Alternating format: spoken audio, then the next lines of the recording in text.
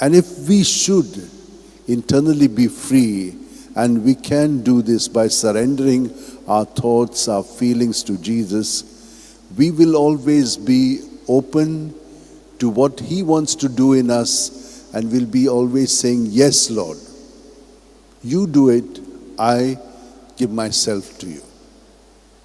And that's when we will really become, not because of me, but because He is at work in me, salt of the earth. If you are not doing this, you will be useless, and people will trample underfoot on us.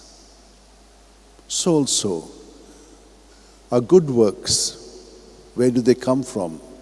You have also heard it before, when the young man said, "Good master." He said to him, only God is good. And only God does good things.